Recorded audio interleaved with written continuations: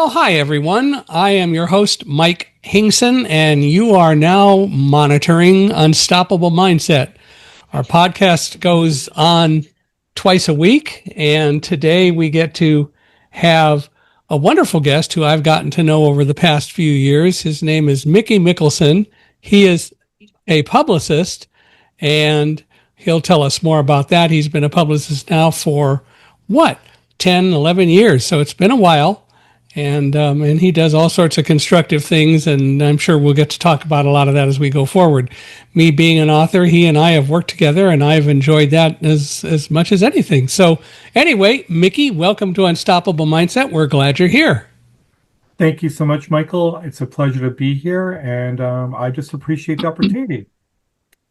And I should tell you that Mickey is up in Canada, and we've just been complaining, or he has more than I, because he said in a couple of months, we're recording this in August, in a couple of months he says it's going to be very cold up there. And right now down here, it's going to get up to 108 degrees Fahrenheit today. So, lovely weather no matter what they say. So there's always something about the weather to talk about, I guess. So, yeah. Well, why don't we start, as is always fun to do, why don't you tell us kind of about the early Mickey growing up and all that? Early Mickey growing up. Sure. Only child, broken home, traveled a lot to different cities. From grade 1 to grade 7, I was probably in 4 different cities overall. Had an insane love for comic books. Had a wonderful love for pets, which has still stayed true today. Always had a dog or a cat in the house.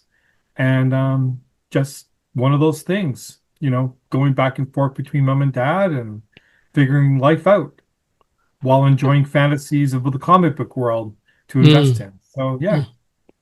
So they were divorced and you went between them, huh? Pretty much. But that's okay. They both love me and couldn't make it work, but that's, it is what it is. Every challenge reaps a benefit in your lifetime. So, yeah. How did you discover that? Trial and error, to be honest.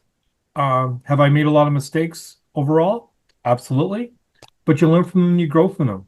And then you just move on with your life. So everything that you do, it builds something else to what you can capture and be successful with. So, yeah. So you kept going back and forth between them, went to school. Did you go to college? I didn't go to college initially.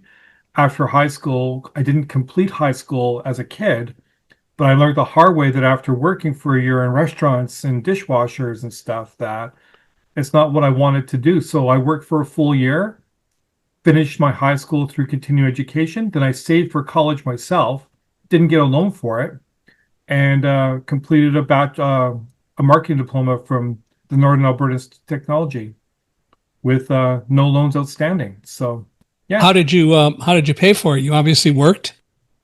I worked for a full year to save for it while I lived with my mom and paid for all the schooling myself. So you got a degree in marketing. Diploma, not a degree. Or a diploma in marketing. Yeah. Okay. With technology school. Yeah. Right. Okay. Well, that's fine. Then what did you do with it? Worked a little bit and then got into the financial industry. I was a banker for about 12 years, account executive for a corporate company for about 12 years overall. And then I formed my company, which I'm doing now, as you know. So, yeah. Yeah. What made you go from originally doing marketing kinds of things into banking? Why the switch? I worked at Indigo, which is the largest bookstore chain in Canada, for about 2 years, setting up special events and stuff.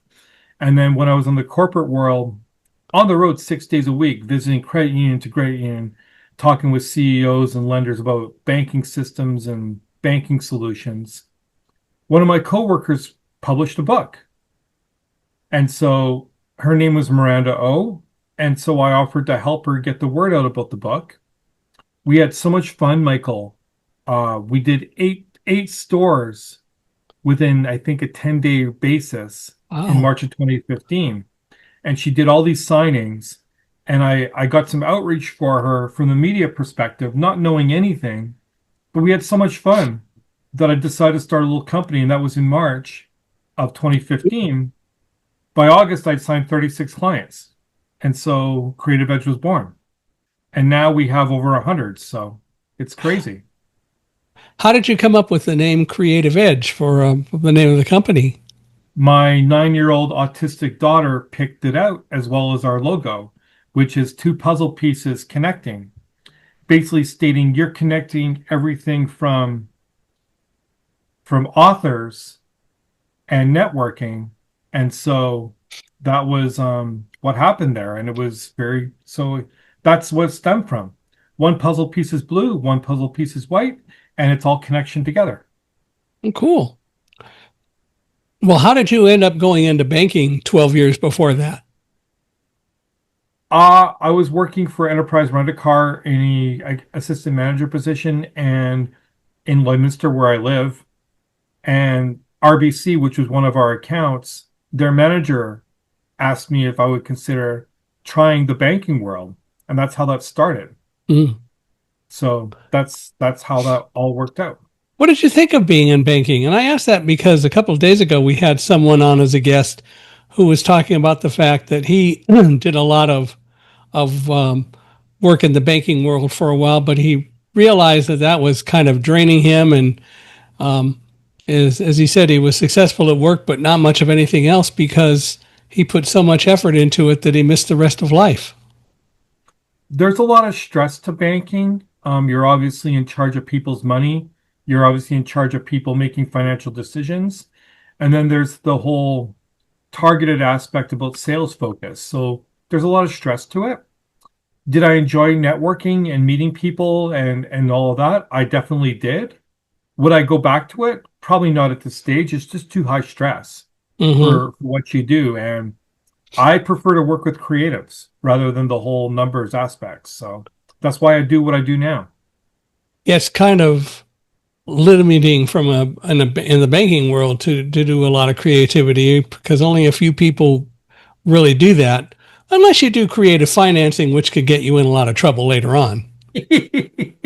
Absolutely. But, yeah. I mean, could I go back to banking? I have enough experience I could, but I don't want to. I enjoy what I'm doing now. So, well, there's a lot of truth to that, and there's a lot of value in doing what you enjoy doing. It's not nearly as much of a job if you really enjoy it, and you go to work every day, and you don't even necessarily even view it as work. It's a good point. I get to work with over 100 of the most talented literary people, you being one of them, in this industry. And I get to do it on a daily basis. I wouldn't trade my life for anything right now. Just based on all the dynamics of what I do every single day. So, yeah. Well, and again, that counts for a lot because you're much more committed to what you really like to do, which helps a lot. So do you work out of an office or from home? Do you have a staff? How does all that work? I work from home, actually, and it's not set hours. There's probably more hours in a day that I put through than ever. I don't have a staff, although my daughter will be joining me starting next month to learn the ropes. So I'm excited about that. Is that your autistic daughter? It is. All right. Well, that's cool. Yeah, she's going to learn the publicity vein and do some press releases and reach out to some media with my direction and things like that. So, well, that's kind of cool. I think so. Hopefully everyone else feels the same way. We'll find out. Nice to have somebody who works with you who you know. 100%. Yeah. So that helps a lot. 100%. But I'm glad it works out. I'm glad she's going to join you. That'll be kind of fun. Yeah, I think so. I mean, I've had like affiliates in the past. I've tried to figure out what I do, and some of them couldn't figure that out. I do have a business affiliate partner, as you know, in Houston, Texas, and we work well together as well. But my daughter coming aboard is hopefully going to be a game changer, and she'll learn some valuable career stuff, and at the same time get to work with her dad. What's wrong with that? Nothing. Yeah. That that's as good as it gets, and you can't complain about that. So No. you started Creative Edge in 2015, Yeah. and as you said, you've grown to have over 100 people. What what do you look for when you're signing creative people? People who have a vision of what they want to do, people who don't expect to be on the New York Times bestseller list the first week, people who are grounded, people who are not as concerned about reach as they are getting opportunities, and really people who know initially or have an idea of what they want to do with their books. Yeah, This whole publicity client relationship, as you well know, Michael, we worked together for years. It's it requires work, and it requires relationships, not only from the media perspective, but with each other. And so anybody I sign has to be in tune with that. That's all. have you found people that talked a good line, but you decided either to not sign, or who later you decided really didn't fit the model of what you're looking for? That's happened a number of times.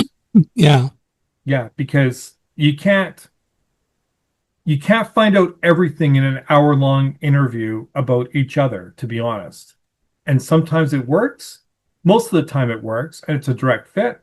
Sometimes it turns out to not be a fit. And so yeah. you just shake hands and call it a day. Well, and that's fair. And there's times that you got to do that.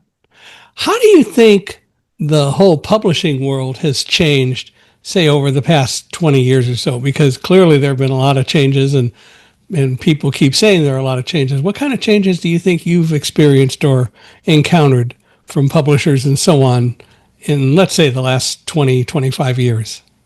I think there's a mindset with the publishing world that, and this is going from an indie author standpoint, is that everybody and their dogs want to be published by the traditional publishers because then they don't have to market their books, which is a complete fallacy, actually. Mm-hmm. It's actually the opposite, because even if you are with a big publisher, i.e., Penguin, for example, for one, their in-house publicists are very good at what they do, but they're only going to work on the book for 3 months and you still have to market it after the fact. So what do you do after that if you have no experience marketing the book? How are you going to do that? And the other issue is there's so many writers now who have put out books. Like there's millions of books being published a year. And the media are being bombarded by everybody asking for opportunities, asking for interviews, asking for reviews, all of that. And they have to make selective judgments as to what they're going to carry and cover. So it's really, really important from a writer's standpoint that whatever you're doing is of high quality. Because it's not, it's going to show up eventually, and then you're not going to get any coverage. That's the difference that we have now compared to 20 years ago. Do you think that publishers do less marketing overall now, though, than they used to, or do you think that's really changed? I don't think it's changed. I just think that people weren't educated about it. I think that the big four specifically, they do a lot of social media blitzes. They do coverage overall, but it's limited in scope. They're going to focus on a new release because that's what they have to do with so many projects they have. They're not going to focus on the audiobook. They're not going to focus on the trade paperback book. They're not going to focus on the backlist books. They're not going to do any of that because that's not what their mantra is. Their focus is on the book at the time of release. Mm-hmm. That's what their focus is. And some writers who are in the 1% of their highest level are going to get that attention. And the mid card or the lower level writers published with those firms aren't going to get as much attention. It's just dynamics. Yeah. Which is why I'm so popular. There you are, right? I guess I'm kind of, in a sense, the exception to the rule, since in its first week out back in 2011, Thunderdog did get on the New York Times bestseller list.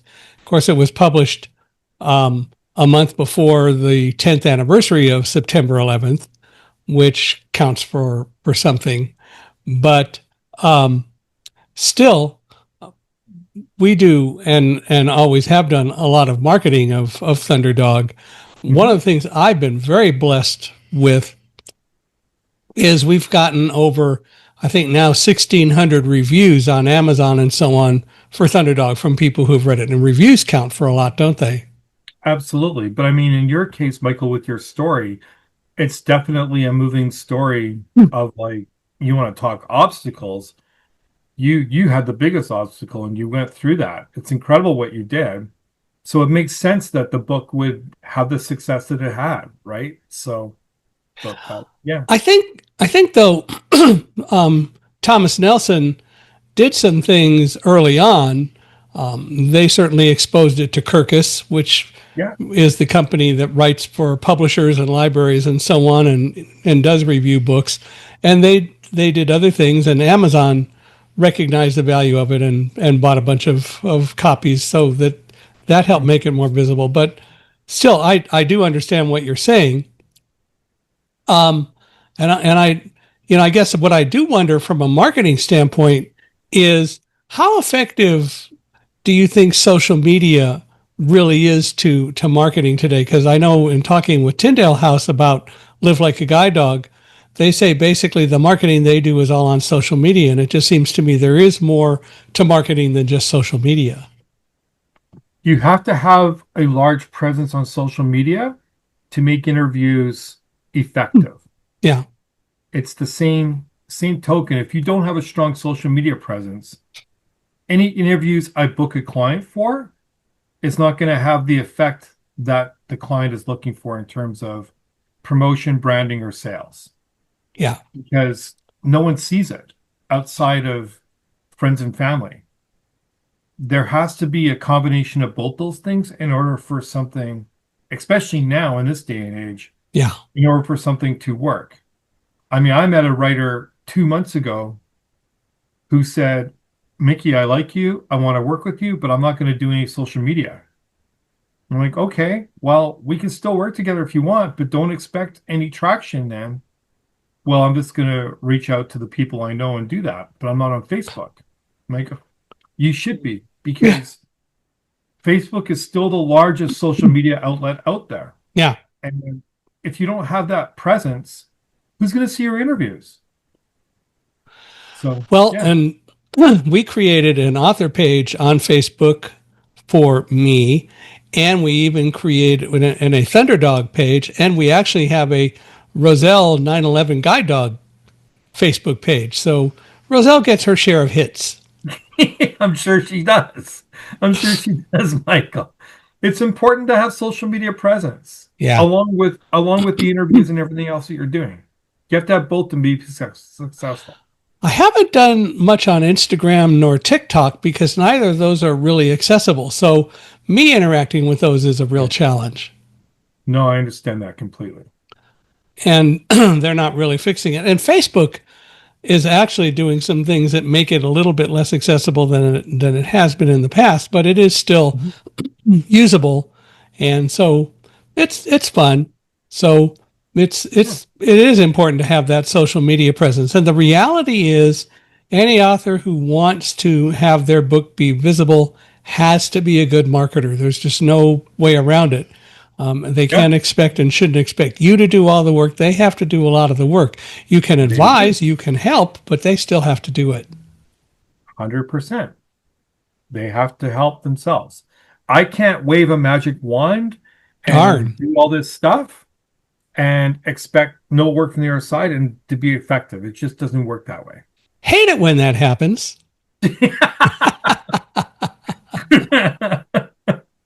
Well, Yeah. it's what it is, I guess. But Yeah, it yeah, is. It's okay. But in a really good working world, it's a team effort. Because there are right. a lot of things that you do, and there are a lot of things that you can do, as you just pointed out, to advise authors. But authors have to take that advice and make it work. That's right. 100%. And for me, I know it helps to have a dog around, no question. Yeah. When we go do public speaking events and sell books, I always tie guide dog down to the front of the table where we're selling books, and I tell people, if you buy books, you can pet the dog. Of course, anybody who wants to pet him is really welcome to, but it is fun to tease them.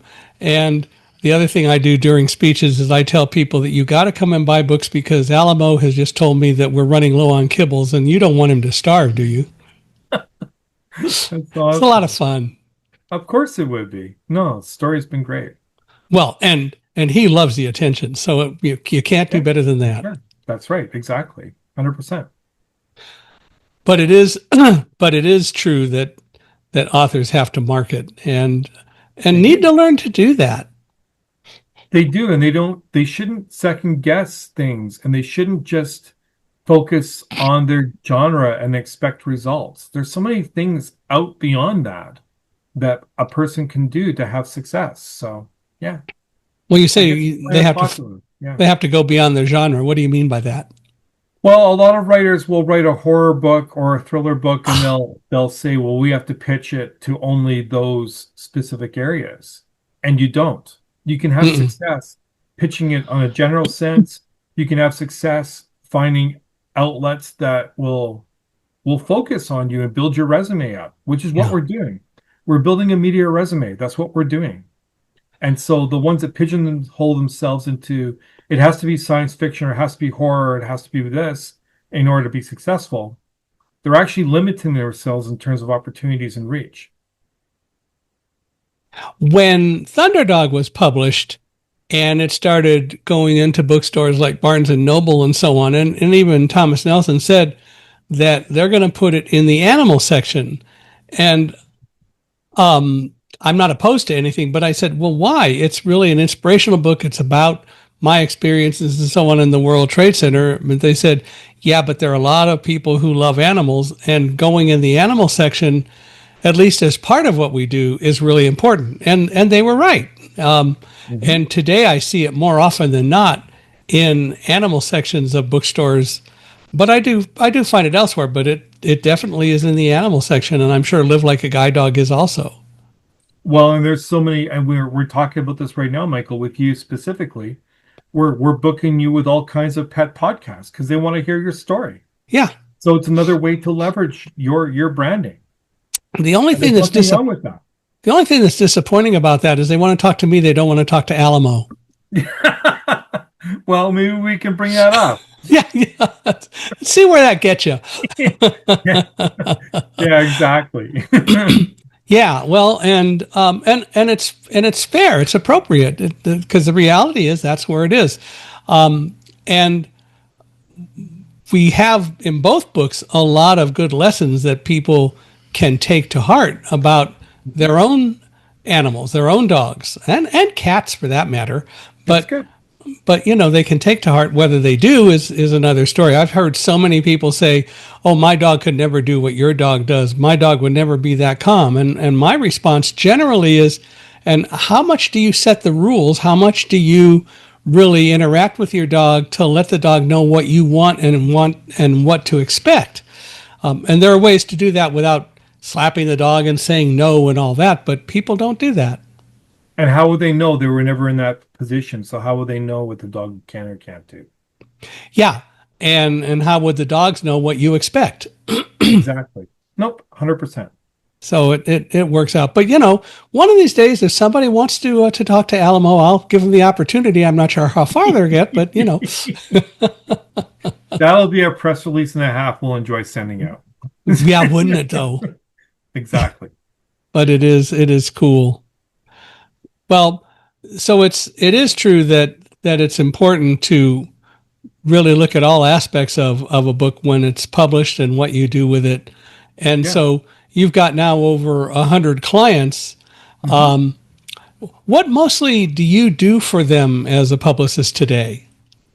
Oh, all kinds of crazy things. I set up press releases. I set up radio, TV, podcast interviews, guest posts in magazines, book reviews, give them interview advice, have discussions around branding, pivoting, um, doing all kinds of different stuff and wearing different hats and catering to everybody's different personalities. So There's a lot, but I love it and I enjoy it, and I wouldn't change a thing with it. So yeah. What kind of exposure have you had, or what kind of work have you done with arranging any kind of book tours? I mean, you hear from the very famous people, they're on this tour and so on. Do you ever get involved in that? I'm actually doing a Western Canada slash, I guess, almost a national tour right now with an author. His name is Sebastian de Castel. He's a highly acclaimed fantasy author. And we set up 2022 tour dates Hmm. across Canada and a couple in the States as well. So, yeah, Well, we haven't done a book tour yet. We'll have to work on that sometime. we can try that for sure. Now that I know it works. Now that I know it works. Well, we did a little one when Thunderdog was published. Thomas Nelson had me go to a few things. I appeared on a CNN show, on the 700 Club, and a couple things. It wasn't huge, but it was relevant and it worked. And now I think next year is going to be interesting because it is the 25th anniversary of the World Trade Center terrorist attacks, and that might be a Mm. really good opportunity to do all sorts of things marketing wise. I know Oh, when absolutely. I'm reaching out to explore speaking events now, I mention the the fact that next year is the 25th anniversary because it means that people are going to be paying more attention, especially if they get to experience somebody who was there. It's just going to be different than in previous years or in following years. No, 100%. And we will definitely do some stuff around that, Mike. Yeah, it'll be fun. Yep, agreed. It's just one of the things. It's all about marketing, though. Yep. So, for you, what's the most stressful part of what you do, besides having a dog do a press interview for you? The most stressful piece is managing everything every day Hmm. and ensuring that clients are happy and they're getting coverage, but also understanding that it's not always going to be mainstream coverage that they get based on opportunities and just all of those kind of things. Yeah.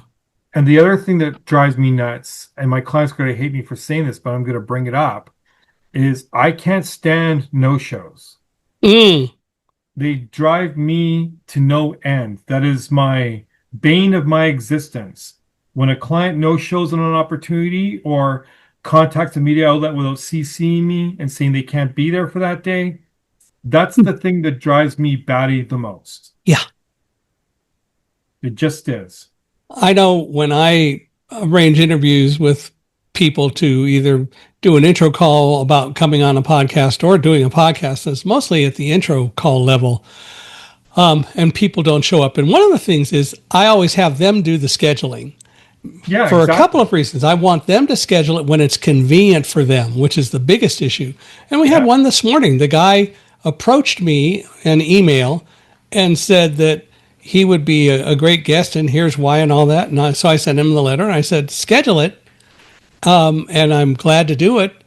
And he never appeared. Now, Oh, probably about half the time, there are legitimate reasons. There was a health issue or something. And as you know, one we had a few weeks ago, there were storms and the internet wasn't working, but that was okay. We got through it. But the fact is that there are some that just don't show up. And I agree with you. That is extremely frustrating. well, take your branding and your career seriously. Yeah. And if you're going to book something, unless there's a major disaster in your world, if you book something and you've picked your schedule for it, be there. Yeah. Or let your publicist know that you're not going to be there so he can pivot and make different arrangements for that. Sure. And that's fair. Right? That's the part that drives me. And now you got me on events, so I'm sorry, Michael, but Go ahead. that's the part that baffles me the most is a client, something comes up, whether it's an emergency or something else comes up, and then they take it upon themselves to reach out to the media outlet themselves, not CC me, and then the media person contacts me and asks me what's going on. Yeah. Well, it shouldn't work that way, to be Yeah. honest. Yeah. I need to be the focal point of all that stuff. So That's why when I schedule times with people and I put something on my computer and file it, I always not only put the person's name or whatever, but I say things like from Mickey. So I also know and exactly. remember that you're part of it. Thank you for that. I appreciate that. Because, and I've gotten into a great habit of making sure that when I get any kind of an email or deal with any kind of correspondences, immediately I will put all relevant things in the computer, including making sure if it's my responsibility to do something, to have a calendar invite or a calendar reminder, because I know that it's so easy for things to slip. So I really make sure about that. And that, again, when people schedule themselves for me, and that's fine. A lot of people do that. If they can't show up and they email me, no problem. At least I know what's happening and it can free up time. But when they just don't show up at all, that does get to be a frustration. And I hear what you're saying. That is a very not nice thing to do. Well, it's unprofessional first and foremost. And with our team specifically, anything anyone does directly, it directly affects everybody else as well. Yeah. Yeah. So that's why I'm so anal about that. But I mean, that's the one area within this position of what I do that I'm not really enjoying the most. But everything Yeah. else is fantastic. Well, things happen, and Yeah, you absolutely. appreciate it, but still, people could do it the right way, and it makes more sense. And it's the courteous thing to do. Exactly. And I love it when people email me and say can't make it. I'm going to reschedule. That's okay. And I've had a couple people who have scheduled a time, and even a week before they email and say, got to change it. This came up, or I'm not going to be around, or I just need to change it. And that's fine, whatever. And they go ahead and change it. And so I've had one person who did that like 4 or 5 times, and I wondered if they really existed. No, I knew they did, but it's still fun. Okay. Did this person really exist? But eventually we got to do it and got to laugh about all Right. the delays. But that's okay. That's perfectly okay. Well, As and it long as goes they both tell. ways too, right? It goes both ways. Like even with the media outlet, if they're the ones that no show, then there's a conversation made on that side too, Yeah, because we respect both sides, right? right. Yeah. It's fair, and it's the way it ought to work. And it's not just in the publicist and publishing world. It's the right thing to do in anything in Anything. business or anything in personal life that you do. You got to be courteous with people. 100, absolutely. You do. You have to treat people as you want to be treated, right? It's exactly right, Hmm. For and sure. that's the way to do it. So the other aspect of it is, what do you enjoy most about being a publicist and what you do? The conversations I get to have every day with media, with clients overall, the bragging rights when I can say that I work with multiple New York Times bestsellers, you being one of them, Michael. Um, the doors that open with that, the stature aspect of the fact that I am a publicist and I get to work with all these wonderful people and do all these things. It's it's invigorating and it's so rewarding to do that every day. It's just, I can't even fathom the excitement I get when I get someone on a medium show, a large show, or just to get a review for someone who never had that before, and they're so gracious about it and they can't believe it's happened. Yeah. It's I can't even fathom what that feels like or explain it because it's just such an enjoyable aspect to what I do. Of course, now for you, if I come back in a couple of months and ask that question, I would certainly hope that the response would be, I get to have my daughter work with me. Just making sure you know what the rules are going to be.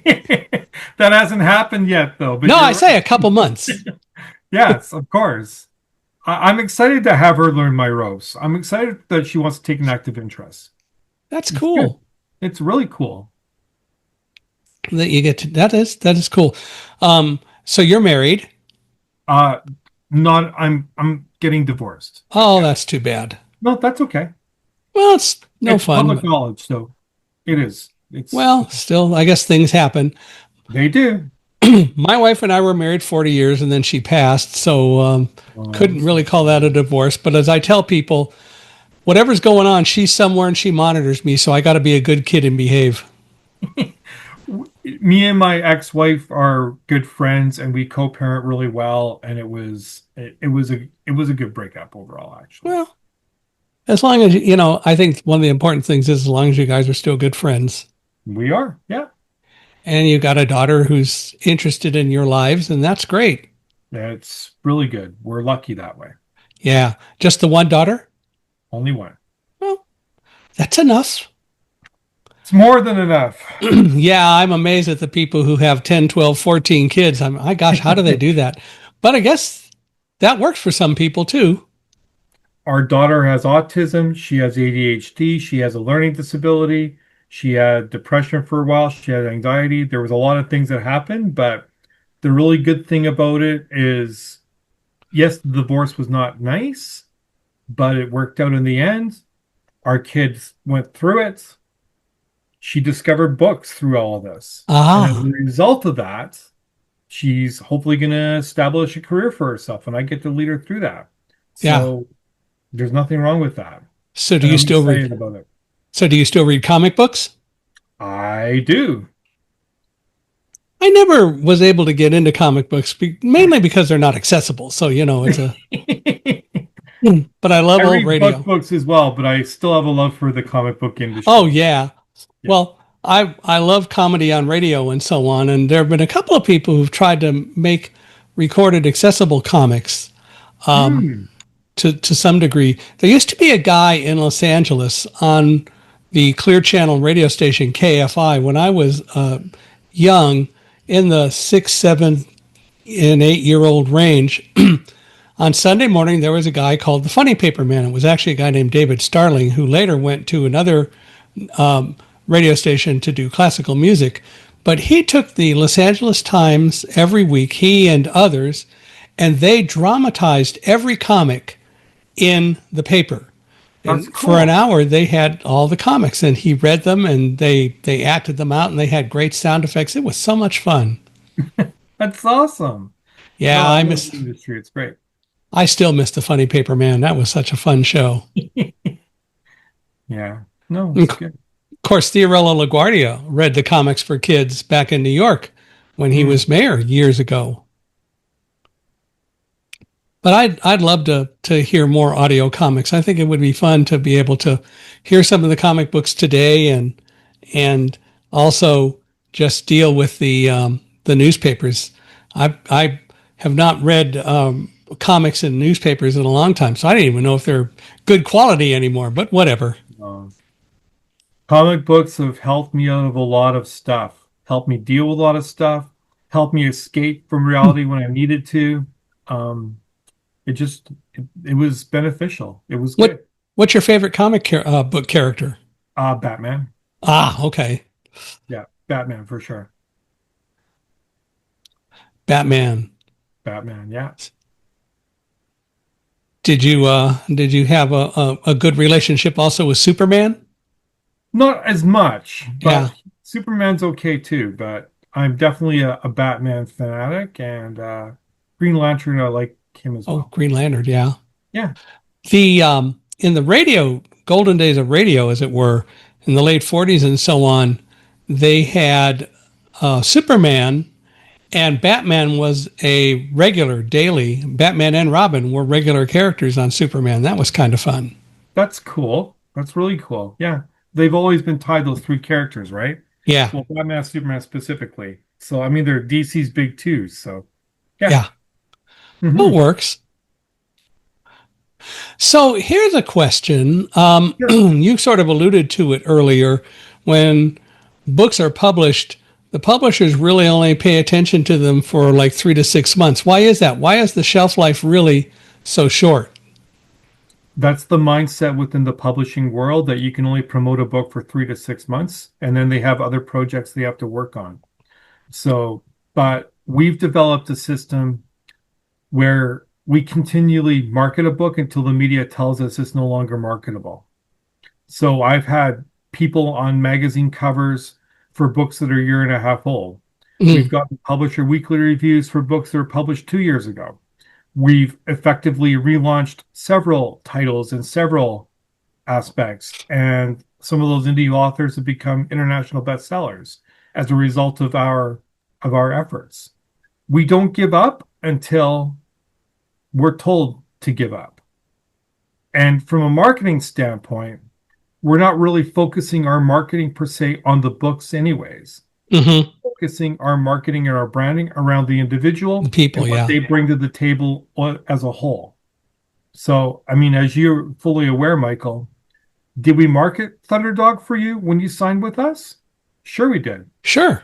But we also marketed everything else that you bring to the table, which allowed us to be successful marketing your other books along with Thunderdog. Yeah. So that's how we do things. Whereas the publishers will focus on the book, we focus on the individuals. And there's a big difference there. But it makes a lot of sense, and it's appropriate to do, and it really brings more of a personality to each book and each person that you talk with when people get to know the person who wrote the book in addition to the book itself. It makes a big difference. Exactly. So traditional media, radio, TV, podcasts, magazines, all of that is designed to provide exposure for the individual. The sales start when you start placing advertising campaigns, social media campaigns around the book. Right. And when you encompass both those things, it's a much better system and program and portfolio overall. And Yeah. that's what we're trying to do. So when you do a book tour like the one that you're doing for the person in Canada, who pays for that? How does that work? The publisher pays for the events that they set up. So, for example, he's going to New York and they're flying him there. But in all actuality, for all the Alberta, Vancouver, Saskatchewan dates, the author's actually paying for most of that himself. Okay. Yeah. Well, but there's a great reward that comes out of that. There should be. We're getting enough traction social media wise that there should be. We'll find out at the end of the tour. But yeah, Sebastian's very excited about it. When he originally asked me to set this up, he was thinking only 3 or 4 or 5 dates. Well, we have now over 20, so it's good. And he's expecting obviously a lot to come from it, but that's what you should get. Well, it's an experiment, and if you don't do things like this, you're not going to get anything. So you might as well try it and see what happens, right? Yeah, all you can do is try. Exactly. Yeah. But I've done book tours like this before, and they've been successful. So yeah, that's cool. So what's the one thing that you can point to that told you you were going to be successful with Creative Edge and being a publicist? Just the outreach when I started. I mean, I went from one writer in March to like over 30 in August. Wow. And we were getting media connections. We were building relationships. I signed a couple of bigger name authors, which I didn't think I was ready for. You being one of them, I'll be candid with you. And it's worked. It's been successful. We have 3 New York Times bestsellers, you being one of them. We have multiple USA Today bestsellers. I'm the sole publicist for 6 Ball Press Publishers. It's been very, very successful. And it's all about networking, all about community, and all about affiliation. And what's wrong with that? Nothing. There's nothing wrong with that. Mm-mm. So how many of your authors have interviewed you on and had a conversation with you on a podcast? My authors, I think you're probably maybe the 3rd one. Have I been on other podcasts? Oh, sure. Stuff? Absolutely. But I haven't done this kind of thing very, very often, to be honest. Well, we gotta get everybody to put you to work. Yeah, exactly. So thank you for this. No, it's a lot of fun, and it's a way to get to know each other, which is also a very good thing. 100%, absolutely. So tell me more about your relationship with the folks in Texas, in Houston. So the girl's name is Amy Ravichandran. She's just outside of Houston, Texas. She's the owner of Abundantly Social, which is an award-winning book marketing and social media firm. We share a number of clients together. I get them interviews. She shares the links across her reach of about 2.5 million on social media. Mm. And we do stuff together. We talk every day. We outline what to do, and she does the social media aspect and the book campaign aspect, and I get the interview aspect. And it's a two-pronged attack that works very, very, very, very well. How'd you guys meet? How'd that work out? She has a show called Author Talk, which she was advertising for guests for, and I met her 3 years ago. And we talked, and she offered to book some of my people on her show. And then she told me that she was a publicist, and then I got a little bit guarded about that. But then she said she promised not to take any of my people. Next thing you know, we become like the best of friends, and I could not imagine my business life without her now. It's great when somebody has enough ethics to do it the right way. Yes, yes. And we respect each other and we respect our boundaries. And in all honesty, we work very, very, very well together. Well, and if each of you write your own books, then the other one of you can be the publicist for them. If we decide to write books, I'm not sure that that's in our cards, either one of us, but yes. Yeah. But I would still, much rather promote my clients instead of write my own book. yeah, it's everybody has their gifts, and that's what's really kind of important is to really deal with your own gifts, and which Yeah. makes it so cool. Yes.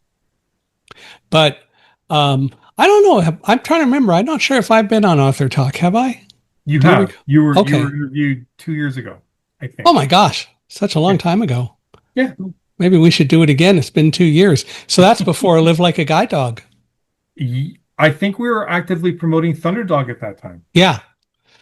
Well, if she likes repeat customers at all, let me know. It'd be fun. Yeah. I will talk to her. but still, yeah, it sounded familiar, and I thought maybe I had, but I couldn't remember when or what. I've slept since then, so things happen. We all have, Michael. It's okay. Oh, good point. That's true. So, what do you want to see in the coming years? What's an area where you want to get more visibility or do more work or enhance the company? I think, well, number one, I want to get my kid up and running, and I want her to develop strengths around this so that if she decides that the publicity vein is the way she wants to go, or if she wants to take over for me, should I retire someday, she can do that. That's the first thing. And then secondly, from a reach standpoint for all of my clients, I do want to look at more book tour type stuff and bookstore leveraging and library events and event management from that aspect. I think this tour with Sebastian is going to open up a lot of doors should it be successful, and I think it will be. And I want to be able to do that with more of our clients because I think it's another area that we really haven't provided a lot of focus on. But I think it's an area that it'll allow us to all grow as individuals and as a company. Mm-hmm. That's what I like to do. Well, and that makes a lot of sense, and it is something that has to certainly help the process along. And so hopefully you'll be successful at it, and it will grow the company. Do you want the company to grow?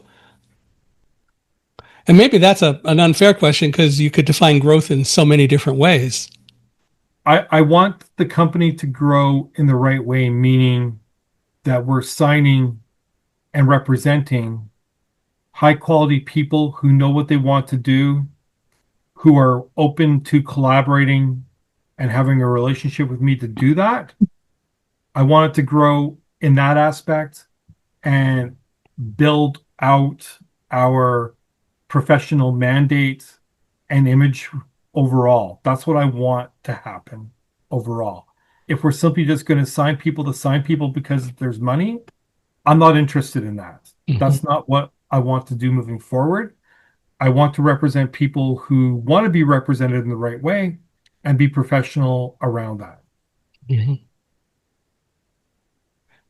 Do you have a particular genre that you like more than any other? and focus on in any way more on one type of genre or one type of book than any other? Um, not from a business standpoint. I mean, what I prefer reading are horror and fantasy books.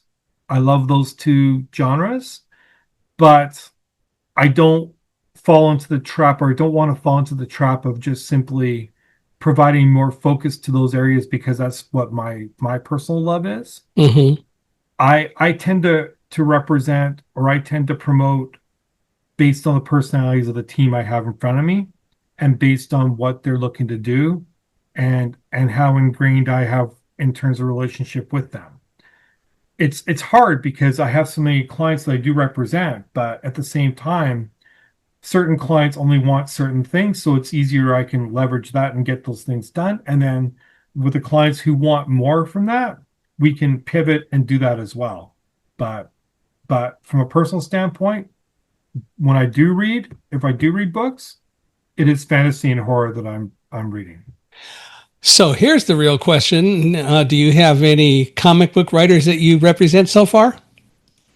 I used to, and I actually have one. His name is Chris Denmead.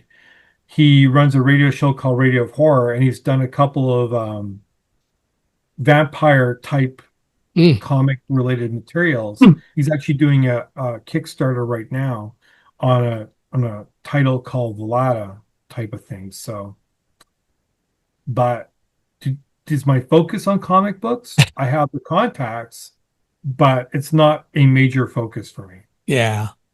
Yeah. Well, and comic books, especially the more famous ones, have their own mechanisms that are promoting them so well, like Marvel and so on, that it's kind of really, I don't know how helpful it would be if you promoted them anyway. You might get something out of it, but still, they're already doing so much. DC and Marvel are marketing giants. Yeah. Yeah. And they're doing so well at it. They are. So it's fun. So you must read Stephen King from time to time. I like Stephen King. My favorite horror writer, may he rest in peace, is actually Peter Straub. And he was such a nice man, and Ghost Story is such a good book, and he's just very, very talented. So he would be my go-to. He's my favorite writer overall, to be honest. I am amazed, though, that people like Stephen King and Peter and others come up with such incredible plots. I don't know where they come from. I have no idea. I mean, I don't even know how they think about this. Yeah. It's mind-blowing to me. I read Stephen King's the entire Dark Tower series, and I just kept wondering, where did you get all that stuff? He made it up in his head. He knew. Yeah. It, right? I mean, there's indies that do that too. They don't get the recognition that Stephen King does. But it happens. Yeah. It was an excellent series. It was well worth the read. Probably one of my favorite authors, more science fiction than horror, is Robert Heinlein. Yes. Who's written so many wonderful science, the late Robert Heinlein, but who wrote so many wonderful books. And I also like detective books. I've been a great Nero Wolfe fan, Rex Stout, for years. And I like those kinds of books because they're puzzles. And it's always fun to see if you can figure out what they did and how the crime went down. Yeah, thrillers are good too. It's not my. Yeah, they're good. So yeah, sure. Well, in the world of publicity, what can authors do to have more success? Improve their branding. Make sure they're doing professional headshots. Make sure their books are edited properly. Make sure they have a decent book cover. And then be open to doing all kinds of opportunities and not just focusing on the genre that they wrote in. Try to build your media resume. That's what is needed. The more opportunities you have in your resume, the easier it's going to be to get you out there into the world. Yeah. And then with that, work on your social media and try to get as much social media presence as you possibly can. Because with that, all of those things will be of benefit overall. Yeah. You got to put forth the effort. And if you do, it will pay off. It It may not will. pay off in your immediate time frame, but it will pay off. It will, but it's work. And the problem is that the people, like the writers who don't have success, don't realize the level of work that all this is. It's Yeah. a lot of work, and you have to be able to want to do it. Well, the other part about it is they don't realize how much work somebody did that brought that other somebody the successes that they had. That's right. And the reality is it is all about work, which is okay. That's what makes it fun. It's an adventure. I get up at 4 a.m. every single day, and I go to bed at midnight every day. Wow. And most of the time, I'm doing stuff for clients. It's true. I've got to Yeah, have more than 4 hours of sleep a night, but that's okay. I've been doing it for over 10 years. I'm used to it. Yeah, I understand. You got to love what you do, but you have to love what you do. That's the difference. Yeah. I don't see what I do as actual work. Mm-hmm. I see it as a passion. There's a difference. And in reality, it is a passion, and there is a difference by any standard. That's right. And you got to enjoy what you do. Well, if you could go back and tell your younger self something, which also may be something that you'll tell your daughter, but if you had the chance to go back and tell your younger self something, what would it be? What would you want to teach him? Do not look past potential opportunities and work as hard as you can to be a success in doing that. I wasn't a good student. I didn't take school seriously. I thought I knew everything. And when I didn't complete high school and I got into the work world and realized, where am I going? What am I doing? And then saving money to pay for college and all that stuff. It was an awakening moment. And I mean, it was an awakening moment that I could even use now with the writers I work with. Like, you wrote this book, embrace the moment, and don't let anything tell you you can't do this or don't get defeatist. Just do it. And do it with pride, do it with honor, and do it with professionalism. But do it. Anyways, yeah. Well, no, I appreciate that. And it makes a lot of sense because it really helps define your character, which is what we're really talking about. Exactly. I mean, when my daughter starts working with me, am I going to be the big bad employer? Yeah, a little bit. Because I'm going to expect certain things to happen, and I'll train her to do that. But if she's going to work with me, then she's going to work and she's going to do things the right way. Yeah. Otherwise, there's no point in doing it. But you know what the right way is, and you get to be the teacher and help her understand what the right way is, and that's the big issue. Exactly. Which is so cool. Well, I have to check in later and see how it all goes, but I'll bet she does really well with you. Oh, I'm sure she will. She loves books. She loves them. Yeah, I really enjoy reading a lot. I try to read as much as I can. And for me, one of the things I do is I have a number of audiobooks, and to get exercise, especially in the hotter part of summer and the colder part of winter, in our house, we have a big island that separates the family room from the kitchen. And I'll just walk around the island and do laps, and I can get 10, 15,000 steps a day in there. Well, there I you just put a go. book on and read the book while I'm walking, which is so much fun. Well, there you go. That's awesome. That's Yeah. great. That's So I get perfect. to read and I get to walk, which is good. That's perfect. Well, I want to thank you for being here. This has been so much fun. I'm glad we did it, and Oh, thank you, we'll have to do Michael. it some more. Thank you, Michael, so much for everything. And I just appreciate you and your support. Well, thank you, and I appreciate all that you do and all the insights that you brought us today. And for those of you listening, I hope you enjoyed it. And if people want to reach out to you, Mickey, how do they do that? They can go to my website, www.creativeedge-services, or they can email me at mickey.creativeedge@gmail.com. So the website again is www.creativeedge-services. .services. Dash services. Dash services. That's correct. So there's no .com at the end, or? No .com. Okay. So Creative Edge -services. That's right. Cool.